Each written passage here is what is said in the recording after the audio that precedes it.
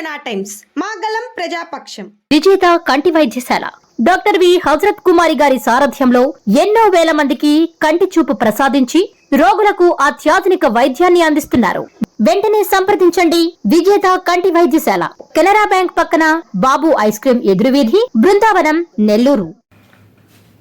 Pension తీసుకునే వయసులో pension holders పైన నీ ప్రతాపం ఏంటి చంద్రబాబు నాయుడు గారు, నిమ్మగడ్డ రమేష్ గారు అని చెప్పి ఆంధ్రప్రదేశ్లో వృద్ధులు కానీ దివ్యాంగులు కానీ భారీ స్థాయిలో నోటుకొచ్చినట్టు మిమ్మల్ని దుర్భాషలాడుతూ ఉన్నారు. ఇటు దివ్యాంగులు కానీ, ఇటు వృద్ధ మహిళలు కానీ, ఇటు విడోస్ కానీ వీళ్ళ శాపనార్థాలు మీకు తగిలి ఖచ్చితంగా మీరు పూర్తి స్థాయిలో నష్టపోతారని చెప్పి కూడా ఒక ప్రచారం నానుడి ఆంధ్రప్రదేశ్లో వెలువడైపోయింది. ఇటు పవన్ కళ్యాణ్కి డైరెక్షన్ ఇచ్చిన ఎల్లో మీడియా ఒక స్క్రిప్ట్ పవన్ కళ్యాణ్కు తెలిసి తెలియక అతను పసిబిడ్డతో సమానం, అతనికి ఏ స్క్రిప్ట్ ఇస్తే చదివేస్తాడు.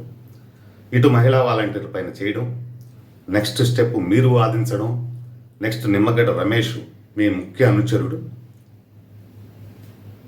కోర్టులో పిల్ వేయడం, అక్కడి నుంచి మళ్ళీ ఈసీకి అది ట్రాన్స్ఫర్ చేయడం, ఈసీ దానికి స్పందించడం. ఇటు వృద్ధులపైన నీకు పగ ఏంటి?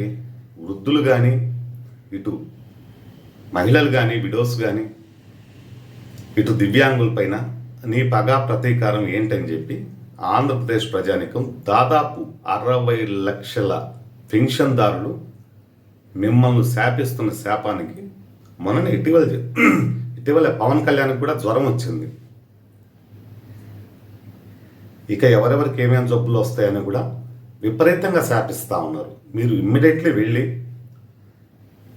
దీనికి తగిన పూజలు పునస్కారాలు చేసుకుంటే కానీ, నిమ్మగడ్డ ప్రసాద్కి కానీ అదేందో ఆయన ఒక ఇది పెట్టాడు, ఒక ట్రస్ట్ పెట్టి దాని ద్వారా అని ఎన్నికల్లో కోట్లాది రూపాయలు ధన ప్రవాహం సాగుతూ ఉంది. వాటిపైన చేయండి ఈ సర్వేలు, వృద్ధులపైన, దివ్యాంగులపైన, విడోస్ పైన. కనీసం అన్నం తిన్న వాళ్ళు ఎవరైనా ఈ సంస్కారం పాటిస్తారా? దాదాపు సంవత్సరం నుంచి మీరు వాలంటీర్ల వ్యవస్థ పైన మీరు నిప్పులు గప్పుతూ ఉన్నారు.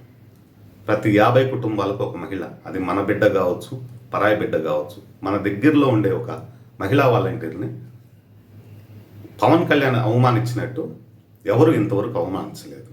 హ్యూమన్ ట్రాపింగ్ ఏంటంటే ఒక మహిళను హ్యూమన్ ట్రాపింగ్ చేసి బ్రోతల హౌస్లో అమ్ముతారా? కనీసం స్క్రిప్ట్ ఇచ్చేవాడికైనా బుద్ధి, సిగ్గు, శరం ఉండబడలేదా? కనీసం ఆ స్క్రిప్ట్ మీరు కూడా చదివి ఉంటారు. పంపించేటప్పుడు పవన్ కళ్యాణ్ ఎదవం చేయడానికే మీరు పంపించారా? రాష్ట్రంలో ఉండే వృద్ధులు కానీ, దివ్యాంగులు కానీ మిమ్మల్ని తిట్టే తిట్లు కరెక్ట్గా మీరు 10 నిమిషాలు వింటే ఊరేసుకొని చచ్చిపోతారు.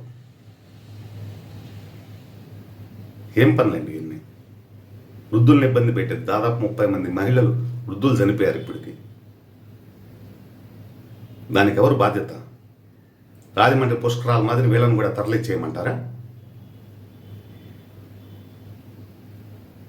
ఏం చేస్తా ఉంటారు మీరు? పదవీకాంక్ష కోసం నువ్వు, ఆ పవన్ కళ్యాణ్, మీ ఇద్దరు పదవీకాంక్ష పూర్తిగా పట్టుకోనుంది మీకు.